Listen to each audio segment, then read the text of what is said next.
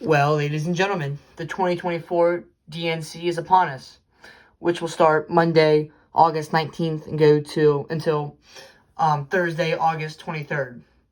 So now I'm just going to foreshadow a few things and just tell you everybody what to look for and just to predict what's going to happen, who's going to speak, and just how Harris is doing really in her campaign so far. So the first thing I think we need to address is it's in Chicago. There's going to be a lot of security, obviously. It's probably much needed for both sides. Both conventions need a lot of security. And I think the first day, people will talk and what their concerns are about, the whole transgender, how they want trans people to, have those surgeries and stuff like that, and how they want to keep that agenda going, and the whole abortion card, let's women's rights, let's go. This is democracy, that guilt card. And then, I think a little bit of racism will drizzle that on the agenda for what people are going to talk about and why they're Democrats and why they're voting for Harris. I think would be a good prediction. But I don't think they're going to talk much about foreign policy or the economy or the border. They're not going to talk about those things. They're just going to talk about the things that, oh, boo-hoo, we don't get what we want. We can't kill innocent babies, so let's make a big deal out of it. That kind of thing. So I think that's what's going to be what the people are going to talk about, like the guest speakers. Now I know Tim Walz, that he's a ridiculous pick for the Democrats. I think that the Republicans got away with that one. I think that if Harris would have picked Michelle Obama, I think it would have been lights out. Because I don't think there's any chance for Trump to beat two black women, especially Michelle Obama, who has pretty much all of the single women to vote. If it was Kamala and Michelle, pretty much the only chance Trump would have is if pretty much all of the married men, which is the case, vote for Trump. He would have to win the black male vote over and the little bit of the single women vote. So that would be really tough for Trump to win if Kamala picked Michelle Obama. But luckily, she picked another dirty politician. Tim Walz has a lot of enemies. I don't think that was a good pick for them. But it's probably a blessing. So God works in mysterious ways. So maybe this is his way of letting us win. So anyways, I think he will speak probably the second to last day. And then Harris will speak, obviously, for the finale. Kind of like what Trump did at the RNC. And honestly, I think that she's gained a little bit of ground in the last month or two. A little bit. The polls have, the CNN says Trump is going to lose and Fox says Trump's going to win, and that kind of thing. So it's harder to know who's reliable, what's going to happen. And again, we're 3 months away from this, so I wouldn't put too much stock in anything. But the thing is you have to look at what's happening, the results. Trump has these rallies, and kind of a waste of one. And he had one in Montana. Yeah, I think it was Montana a few days ago, and it's kind of a waste. He already has Montana on locks, but he had a really good one there. And really everywhere he goes, Texas, obviously Butler with the whole Crooks thing and the assassination attempt, and all around the country, you see him have these rallies, and they're all filled to the brim with people, which he wants to have him outside, but they can't protect him, so they have to force him inside. So he has all these indoor rallies, and they're all packed to the brim with people. So he's doing well. And you look at Harris, she's having rallies at middle school gyms. I'm being serious. You can't make this up. She had a rally a few days ago it might have been elementary school. She had one, I don't know where it was, but I think it was in a blue state. She had it in a elementary school gym with a couple hundred people. And it's like, really? That's, you really think you have a chance of winning? So you go into whatever school it was, that doesn't matter if it's a high school. You shouldn't, if you have a rally in a high school, that's not going to do anything. Trump would never have one in a high school because it does nothing. There's maybe 2,000 people there. That's not going to do anything. He has them in these big arenas. So, because again, if Harris were to have one in an NBA arena or a football stadium, there would be nobody there. 80% of the stands would be empty. So that's something to think about. Which I think the DNC will be sold out. The RNC and DNC are going to be packed houses for eternity as far as who goes to them, because everybody wants to go to the DNC. It's not just about Harris. It's It's not about who's running, just about that.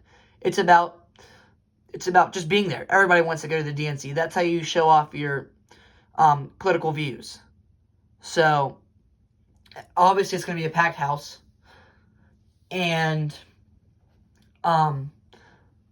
I think that it will be successful for the Democrats. I mean, really, you can't lose any ground on the conventions for either side. But I think, looking at our other rallies, some of these rallies are, wherever, in random fields or random stadiums. Or there was one at an airfield. I don't know where it was, but she photoshopped people being there. Like, I know for multiple different speeches she has in these rallies, she photoshops these large crowds being at her speeches, and it's not true. Now, you can blatantly tell that they're fake by the way you look at them, and I'll have to sometime pull up. You can just look at them now. Just pull up the pictures of these fake people, these fake crowds at her rallies, and you can just kind of tell that this is bullcrap. So her rallies aren't going too well as far as attendance. Trump's are. I mean, he's going to draw really anywhere. Doesn't really matter where, maybe except like New York or California, but he would still get people there.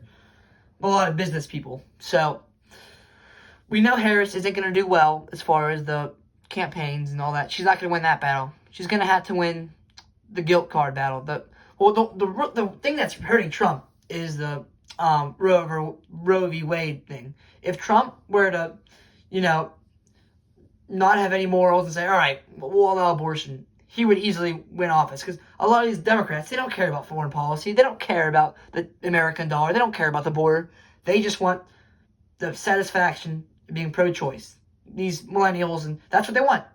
So if Trump were to say, all right, we'll legalize abortion, which I hope he doesn't, because the Christian values will be gone, obviously. And, I think he would easily win.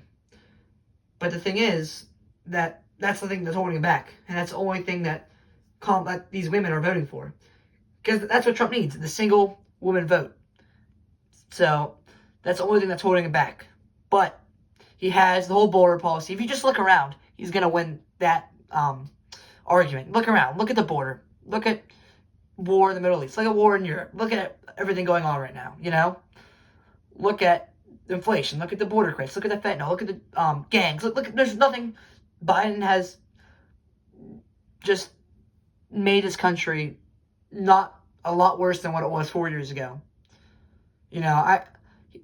Is he really the president anymore? I saw a picture of him at Rehoboth Beach, just laying there. It's like, come on, man. You're the president. Now, obviously, he has dementia. He has Parkinson's. We all know this. This isn't a mystery here. But, I don't think anything crazy will happen until November. No one's gonna invade anybody else. I don't think anything crazy is gonna happen. But I hope that this is kind of Kamala's big chance to pull the white male voter. That's what she needs. She needs not a huge percentage, but a small percentage of white male voters to her side, because she's already won the black vote a little bit. Trump has already won the black vote, a little bit of it, not a huge portion of it, but that's all he needs is a little bit. So I think now she needs to pull a little bit of the white male, which I don't think she will, but I don't think just the women vote will be enough, because more men vote than women. That's just the truth. So I think honestly that she needs to get the white male vote. Now, Biden is a mess. He's supporting Harris. He was at one of her campaign speeches, and it shows. He didn't know where he was. Kamala looked like she was drunk. She has no real agenda to help America. To help the average citizens. She has no agenda to help the middle-aged citizen. She just wants to close the gap between poor and rich. She wants socialism, kind of. Not like the whole Bernie Sanders ordeal, but, she doesn't care about, the basic essentials, like gas prices, food prices. She doesn't care about that. She just wants to win her agenda where Women can do what they want. Schools can transition boys and girls. That's all she wants. She doesn't want any of that values. I mean, it doesn't matter to her. I mean, Christians, I'm a Christian. If you're a real Christian, they don't share values with the Harris agenda. If you're a Muslim, they don't share the values with the Harris agenda. If you're Jewish, same thing. They don't share the values with her agenda.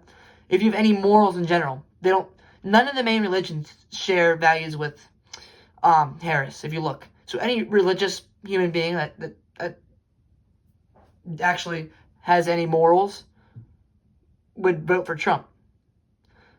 So, I mean, that's just a little overview of what I think. So we'll see what happens. Yeah, this is her big moment to shine. I don't think anything too bad is going to happen for Harris. I think the reward is a lot higher than the risk. I think that she can win a lot of people over. I don't think she'll lose any ground.